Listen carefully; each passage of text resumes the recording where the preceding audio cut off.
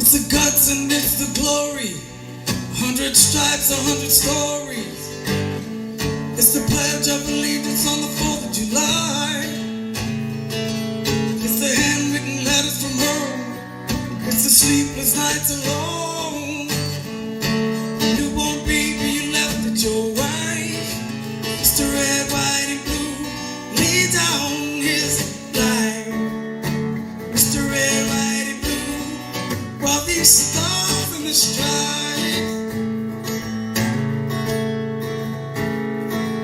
From the hills of Indiana, from the swamps of Louisiana, to the golden coast of California.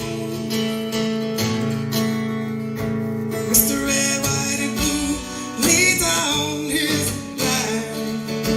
Mr. Red, White, and Blue, while these stars in the stripes.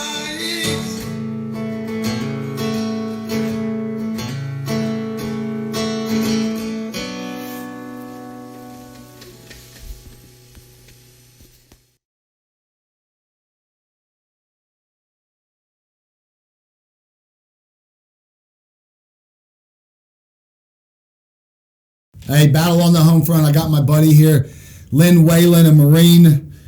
Big shout out to OKGOP TV, Chairman McLean for letting me give veterans a voice here in Oklahoma. My sponsors, Prater Roofing Construction, Heat and Laser Engraving, Active Duty RX, Barrage Coffee, and American Wholesale Hemp. Check out all the .coms on those.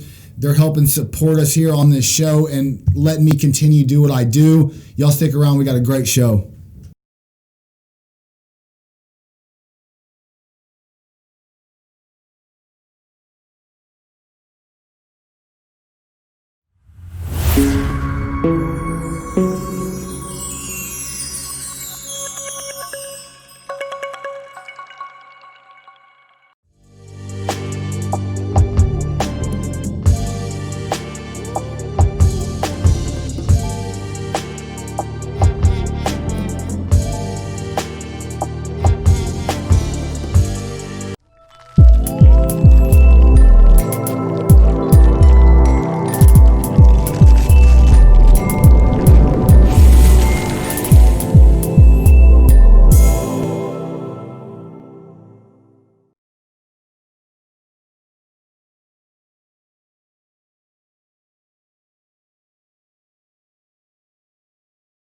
One.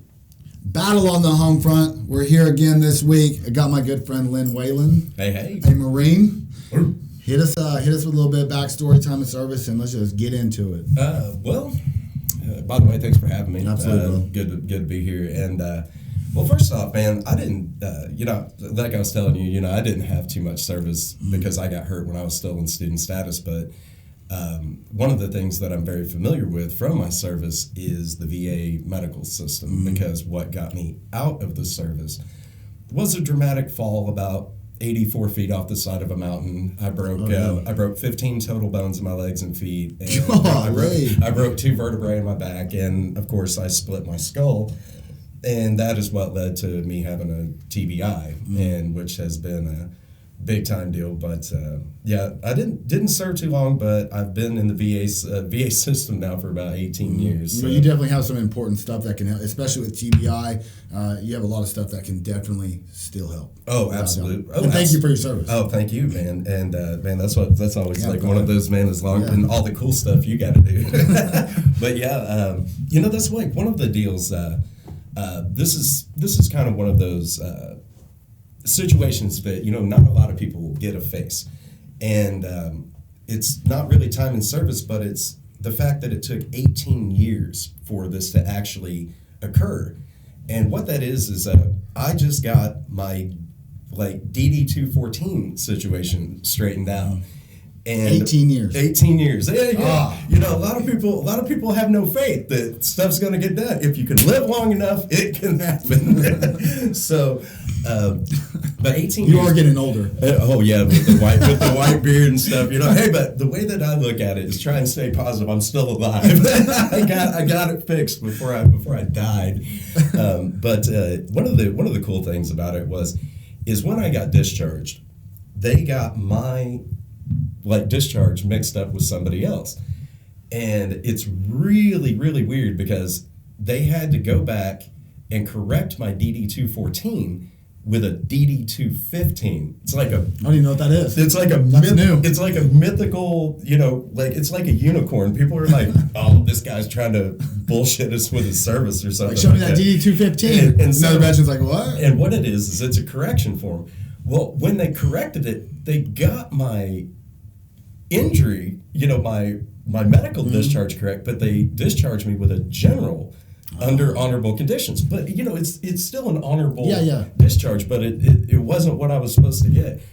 So 18 years later, I'm sitting at my house and I filled out a couple of forms and sent them off. And as many senators and congressmen as I've wrote here in Oklahoma, I'd like to think that some of those emails the past 18 years did something. But out of nowhere, man, I get my new paperwork from the VA. They've upgraded me to a full honorable. Nice. They got my character of discharge correct now. It's it's like a way higher medical rating, and the only thing that I can think of is that they were possibly moving my disability rating or something, but I don't know. Just out of nowhere, I wound up getting that fixed, and now I'm getting my big, Marine Corps honorable discharge. Like 18 years. It feels good though. That feels good. It really does because my kids have seen some of my other friends that were in the Army, and my brother-in-law Jacob is he's serving currently down at Fort Bragg in or is that the one that's in Georgia? Benning. Yeah, that's where I went for infantry school. Yeah, it's Fort Benning. That's actually what he does, and he's down there, and they'll see his certificates, and they're like, "Where's yours?" And I'm just like. I kind of gave up on it. You got a minute. So now I get my big certificate. I get and then one of the other cool things is that I was, even though I'm a disabled veteran, a rating and everything, that 100% government equipment failure was the rating or on my paperwork for how I got hurt. The rope broke, when we were doing a training exercise, and but one of the big things what is that called? The insurance company. Mm-hmm. It's something like AARP, but I know that's USAA. USAA. Yeah. I was not allowed to use USAA Really? this whole entire time because I had a general under honorable conditions discharge. I did not have a honorable. Well, if you don't have that honorable, you can't use their services. Mm-hmm. I found this out, and I was like, man, do you know what happened to me? So it's one of those deals that you just become numb to it, after 18 freaking years, And considering my twins are 12, it's just another lifetime ago. It seems like, but yeah, when it comes to navigating the VA, that is something that I have put so much time into. If you need something at the VA, I can tell you where to go. As a matter of fact, when I was in college, I went to college under the Chapter 31 Vocational Rehabilitation Program, and I actually worked as a work study for the VA. And so, man, I've got all the paperwork, down. So that's something. That's hard. Navigating. And so many veterans, not even cut you off. Oh, you're fine. So many veterans don't get their service connection because the VA is so hard to navigate. Absolutely. And I know before the show, me and him was talking, he's like, listen, I do not want to really bash the VA. I'm like, well, if you don't want to bash the VA, I don't want you to bash the VA. If it's a good experience for you, that's good, because a lot of veterans can get the other side of it as well. I think I've had bad experience with the VA, and but not everybody does, and it's important. Yeah, one of and so the bashing. Let me explain why, and I'll even explain on the show. Because if you go to the VA and you talk to the nurses and the doctors and stuff, these people are doing the best they can with what they have. Sometimes. I mean, but the doctors and stuff that I have had over the past decade, man, they really care about me. My health has gotten better because of them, and that is one of the big things. Is so the 18 years. Let's talk about the 18 years. What's happened since then? In the past 18 years, instead of worrying about my discharge or any of the DD-214 or 15 or any of that stuff, I've had 2 strokes and I've had 2 seizures since then.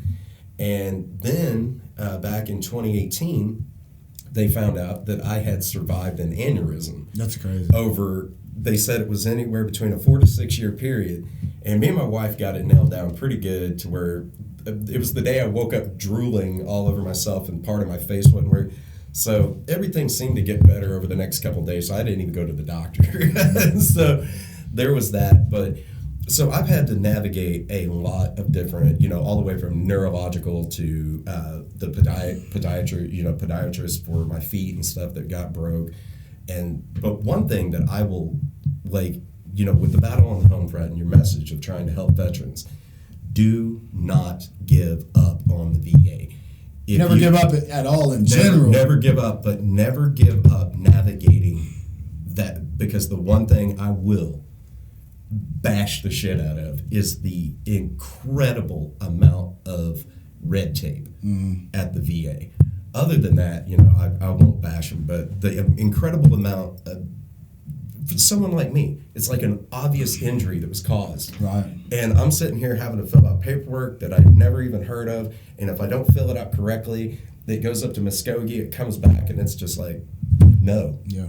And it's like, good Lord. I think a lot of the you liked what you said, the more noticeable injuries, right? Mm-hmm. I think those are easy for them to address, but I think when it comes to mental health with the VA, that's what I've dealt with the VA, and that's where my frustration, me personally, comes in with the VA, is because when it comes to mental health or addiction, I felt like it was very hard to deal with them. First off, my mental health lady, the doctor, she barely spoke English.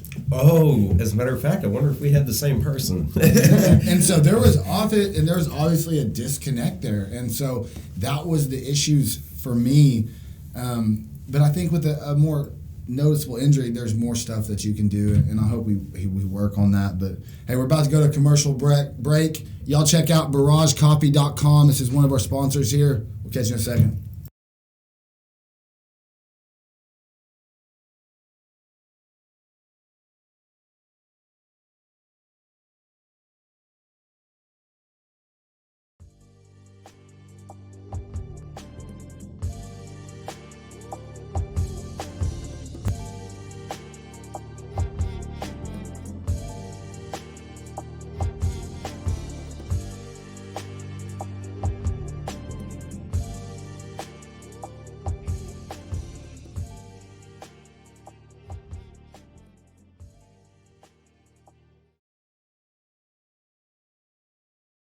American Wholesale Hemp is a farm-to-shelf distribution company dedicated to the prompt delivery of high-quality U.S. Farm Bill-compliant PCR products. We hold our suppliers to the highest of standards of American hemp production and are committed to the service and education of our clients. American Wholesale Hemp is establishing a global network of those who value the quality products we have to offer. Contact your American Wholesale Hemp affiliate today.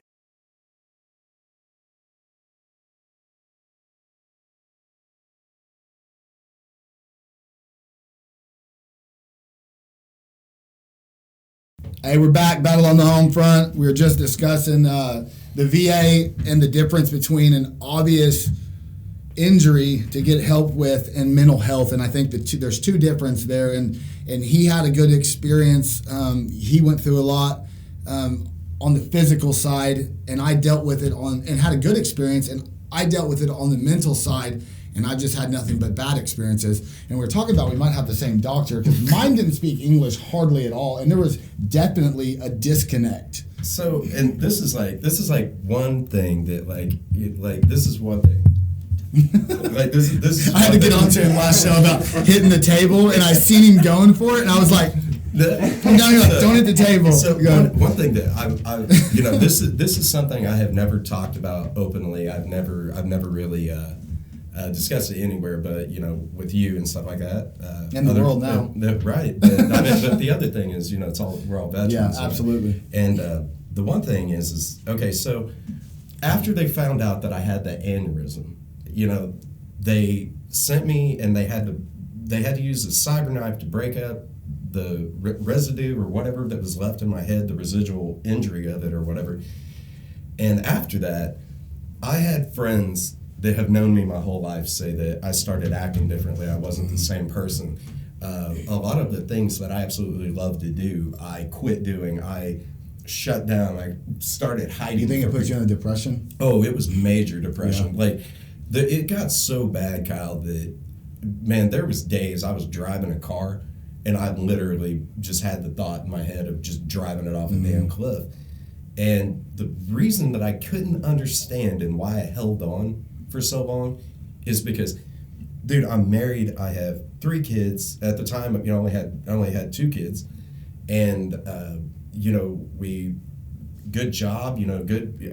Everything was good. It wasn't my home life. It wasn't anything. Excuse me. It wasn't anything in particular that was causing it. It was just something happened. Well, that's when I was just like, okay, this ain't natural. And I went to the VA and I talked to them, about the whole mental health program. And I think it was the STAR Center or the STAR module or something like that. And I went and talked to them.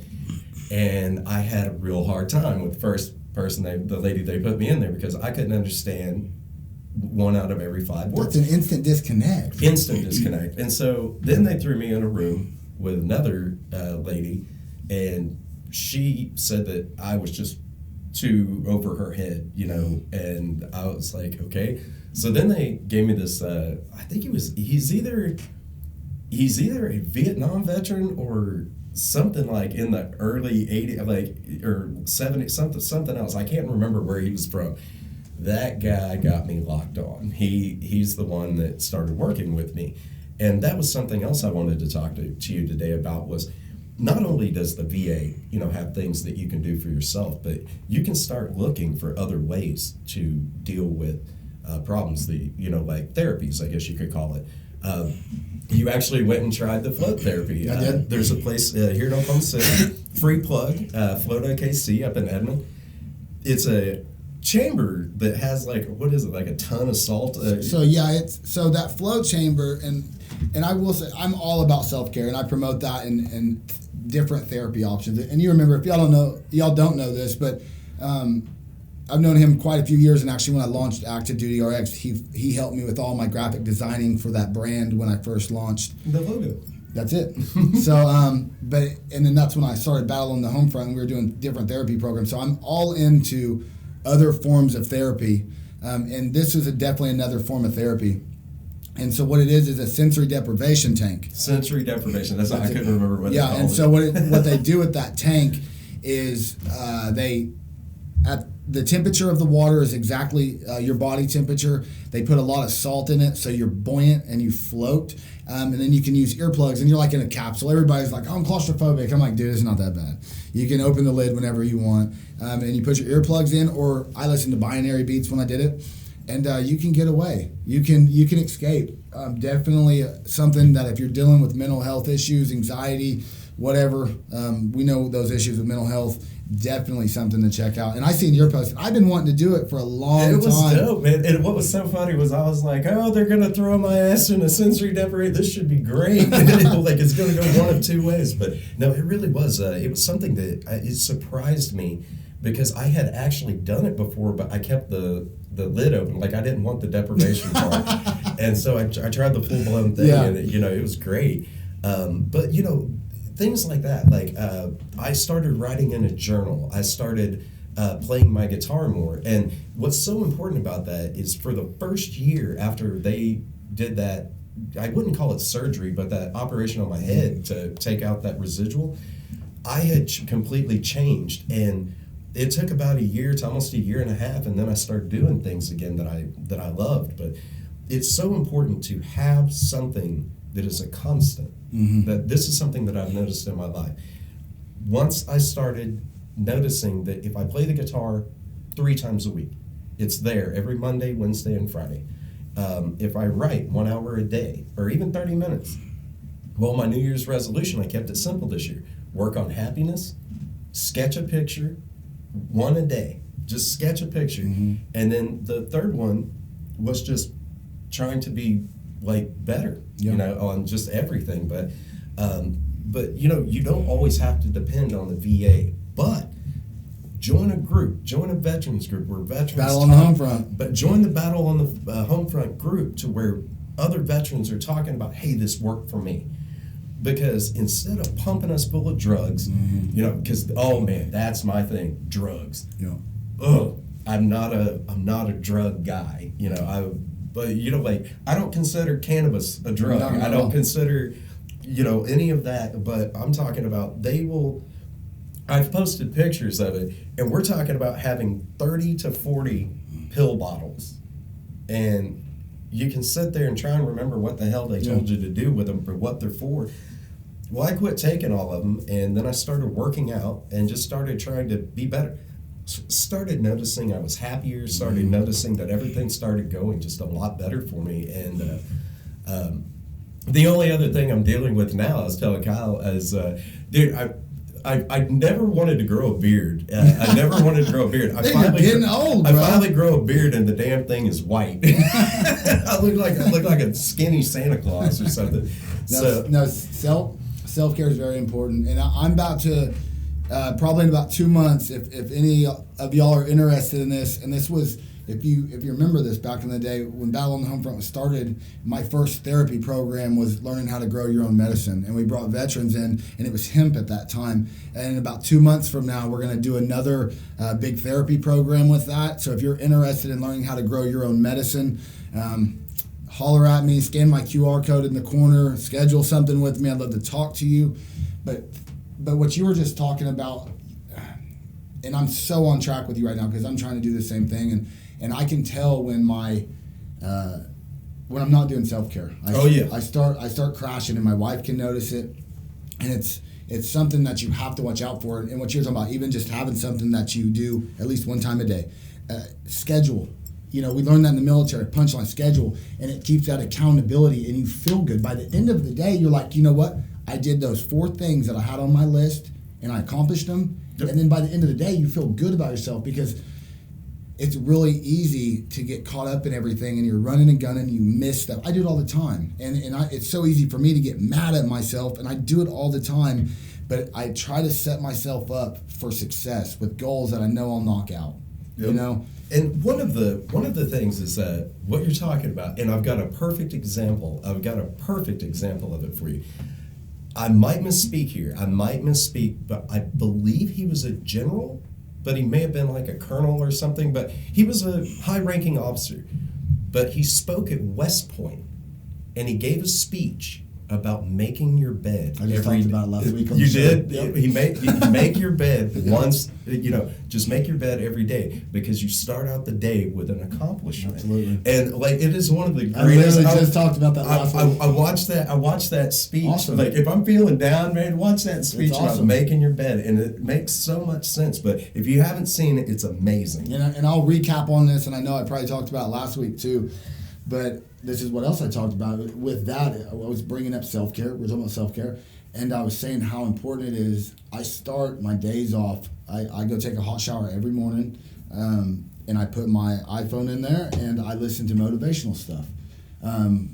Whatever that is, even if it's just self-confidence, it's whatever it is, you know, and just to start your day off with someone gassing you up, whether it's just a straight, you can go to like soldier motivation, and the whole time he's like, you are a warrior, you are, you know, and even if it's that too, and I listen to a lot of business stuff, you know, I'm an entrepreneur, and I listen to a lot of motivational business stuff. Starting your day off, that is also a powerful, making your bed is definitely one, but I love doing that, and sometimes I feel guilty when I listen to music now. Because I'm like, you know what? I could be listening to motivational entrepreneurship or just business stuff in general. Audiobooks or something. Whatever. Yeah. I'm on a constant growth, you know, all the time. But we're about to go to commercial break. Hey, check out the sponsor, Active Duty RX, and check out ActiveDutyRx.com.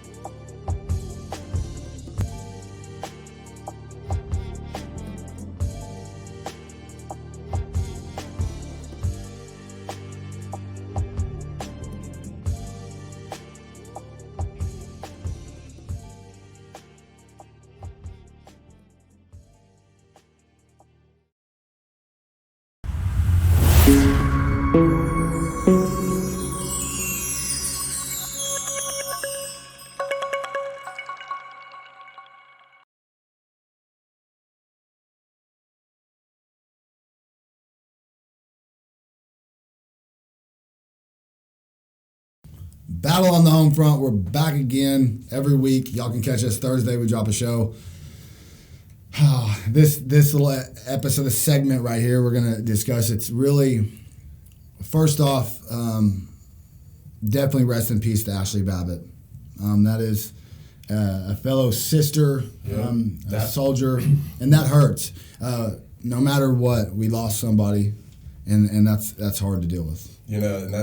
And one of the reasons, we were talking about this before the show actually, even came up, is that it puts veterans in the conundrum of if you're there for a protest, if you're there, doing whatever she was there to accomplish, we understand that because, people are going to protest. She was nonviolent. She was going through a window, right. so I that's hard to understand. But we also understand the oath of a uniform. Mm-hmm. So there's no way, I'm going to hate that officer for shooting her. Yeah, it's definitely a... It's a catch-22 of, we saw a veteran, 14-year veteran of the United States Air Force. Multiple deployments. 4 deployments is from what I heard. Yeah.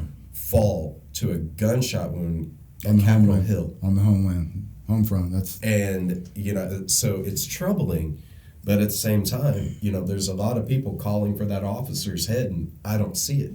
I saw a person, we were watching the video, and you can see that gun, Of course. The fear. Of course. But, and what really sucks about that is right behind them was a whole TAP team.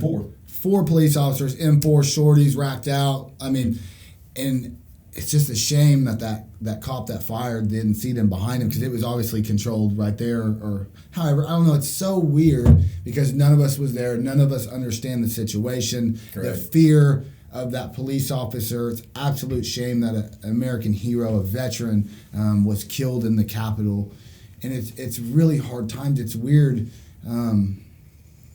It's weird. I can't even express it and explain it, and I don't want to speak on stuff that I'm incorrect on. And I just know in that situation, it's a shame, and it's a shame that the cop was put in that situation. It's a shame she was put in that situation because of the current situation in our government. Right. And it's hard, because it's hard territory. Well, the one thing that I heard, I was up till 3 o'clock this morning watching, because I couldn't take my eyes off of, these people coming in and giving these speeches. Mm-hmm. And the one that I agreed with, and I cannot remember where she is from, and I apologize for that so much because I loved what she said.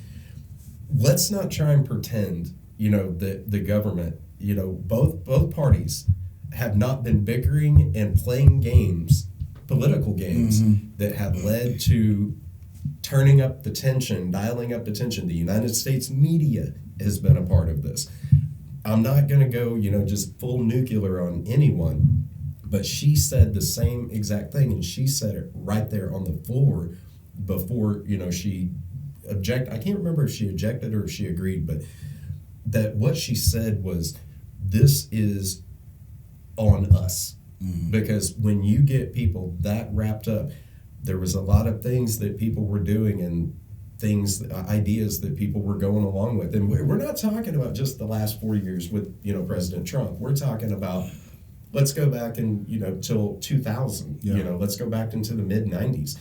Everything just kept ramping up. And you can't change society overnight.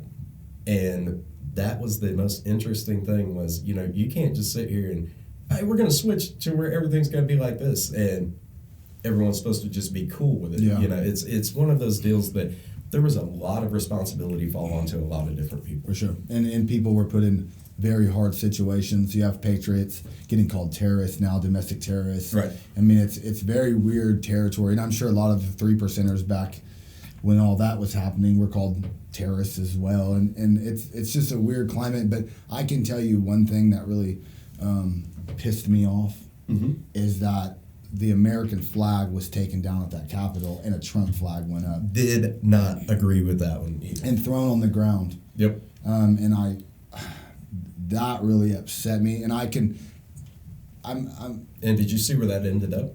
where? I believe that it was the same flag, because wherever it wasn't a garrison flag, but it was a very nice, nice stitched up flag. The guy that ended up in Pelosi's office with his feet up on her desk. Well, was that the flag that was on the desk? I think that's okay. And so, Yep. like, look, I think everyone in America could have laughed at that picture, but man, when I saw the flag, and I'm just like, dude, you tore that down off the Capitol. Yeah. You rose a Trump flag, and then you're gonna go do that. That was just too much. No, and I can understand this, and some people might not agree with me on this, but I really don't care. But I could understand, because I don't think it's disrespectful to the flag when you turn the flag upside down in a sign of distress. No, sign of distress, absolutely. So I can understand doing that, but I don't understand putting a Trump flag up. I think that made all of it look really bad. And so that was where conservative talker, or conservative shows. Ben Shapiro was talking about this. He said this was a moment that could have been. Carl Hyde, one of my buddies I went to high school with, he's a United States Navy veteran, and or I believe he was in the Navy. I know Mario Morris, another guy we went to school with, was in the Navy, but they had an opportunity to show the world the shining light of a protest. You don't have to burn nothing. You don't have to tear it down. You just show up in full force to where these people, oh crap, there's 1 million people outside. We better do something. They shot themselves in their foot on it. Then they lost the opportunity. They went and they had a perfect opportunity. It was like a beautiful cake, and then they smashed it, and then expected somebody to be like, "Who's going to still eat the cake?" And I think it was Shapiro that used that example, and I was like, that's man, a good example. It's perfect. It's a perfect example. They had a beautiful opportunity, and because man, the podium, and apparently the podium's on eBay for $80,000 right now. So somebody stole and that dude is definitely going to jail. You can count on that. 30 plus people have already been identified, and if you look at the people that have been identified, these people have been at rallies and protests all over the country. They're all over YouTube. They were easily identifiable. These people did not think this through. And then the poor kid that was sitting there, he comes up to the news station, and they're like, tell us what was happening. He holds up his hand. So while we were storming the building and we were tearing up stuff, and well, in all actuality, and a lot of difference between a lot of Black Lives Matter riots, or whatever you want to call that, they burned down mom and pop shops. White, black business owners, it didn't matter to them, whatever they could loot, rob, and steal. And the difference with what happened at the Capitol was some windows got broken out to gain access into, but you didn't see nothing destroyed, burned. You might have seen some trash left on the ground. The one thing that because a lot of people were comparing, the response, to the BLM protest and like the different riots that happened all over the country this past summer. And a lot of people were talking about that. But the one thing that I pointed out, go search the internet. Go search the internet at any one of those protests, riots, anything. Not one officer used deadly force against any rioter or any one of them. Now, granted, there was 19 people total or something like that killed at these, but they were killed by other protesters or people looting stuff. Right. But not one instance of lethal force was used by an officer of the law. Capitol, a 14-year Air Force veteran, unarmed woman. White. Shot. Let's say that again. She was white. So I mean, and I've seen a lot of videos saying and showing these patriots going in and or whatever, and they're like, oh well, if they were black and this is the Black Lives Matter thing, they would all been shot. Well, guess what? She was white and she got shot. Yep. And I mean, it was just, it's one of those things that you always have to keep the big picture in mind, because if an officer, could you imagine if at one of those protester riots, if an officer would have shot another person of color? Could you imagine how badly that would have, it would have just escalated through the roof. These people, she had no weapon on her to speak of, and was climbing through a window, and boom, point blank, and we thought it was her neck, like at first, but it's actually in her chest, and she bled out and died. Yeah. And, I'm just sitting here going, it's an unarmed person.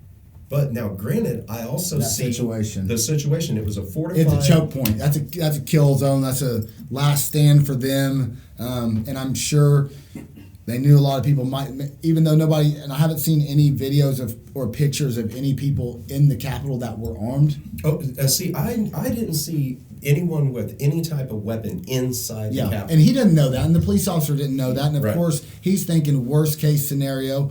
And I understand his situation, and in those situations, there's definitely fear. You can see with his gun shaking. Yeah, Even when he shot, he almost shot and did a pull. It wasn't even a controlled. It was fear. It was fear in last situation, and he was holding his line. It's just crazy times, and I want everybody to know. We're about to get off here, but I want everybody to know you can love your flag. That doesn't mean you have to love your government. Love your neighbors, love your brothers, your sisters, and we need to be united. We need to come together, and we need to take back our country in the smartest, easiest way we can. Nobody wants a civil war, and if you do, you're an idiot that's never had a combat experience. And I'm just saying that's the last resort. I just don't want it. I mean, like the people that have been calling for a civil war, I completely disagree with them completely. For sure, but I understand, I understand our rights, and you can only do so much, right? Before we're slaves or we're imprisoned and we're not free, and I get that. But the last thing we want is a civil war. Even though, obviously, if it comes about, there's a lot of people that will stand up for that. I have and it's funny. I have like one of the first solutions that it would take to actually feel as though the country was taken back by the citizens here in the United States. Everyone talks about it, but no one presses the issue. As a matter of fact, the only person I know that actually sits as a member of the Senate or House that actually brought it up was Ted Cruz of Texas. Mm-hmm. Term limits.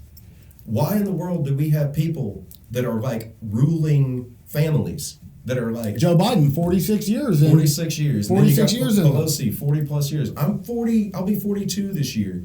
And this woman has been in politics longer than I have been alive. And I was born in the 70s. Yeah.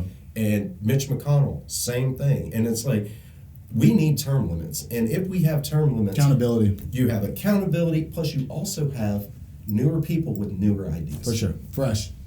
Well, brother, thank you for joining me on my show. No problem. I love you, man. Thank you, Cal. Hey, thank you all for sticking around. On the Homefront. We'll see you next week.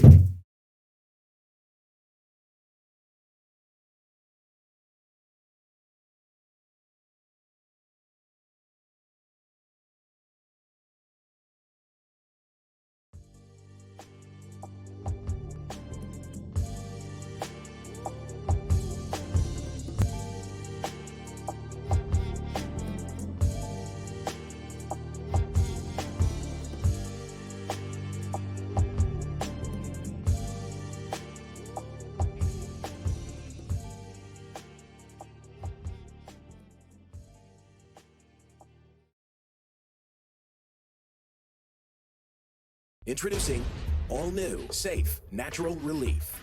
A cannabinoid-rich, clarity and focus formula when it matters most. You've got a job to do. Anxiety isn't an option. Programmed to keep you moving. A product exclusively manufactured for Active Duty RX by Cantech Labs.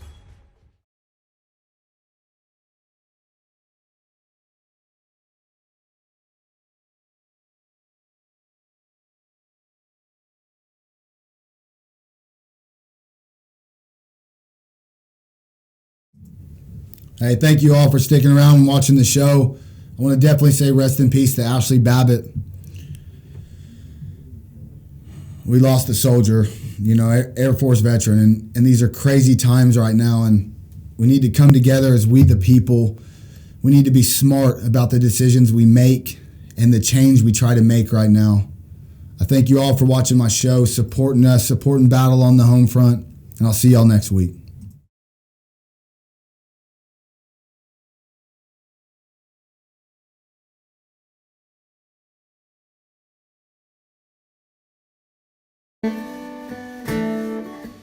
It's the guts and it's the glory.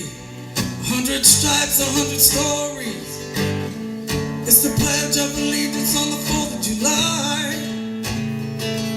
It's the handwritten letters from home. It's the sleepless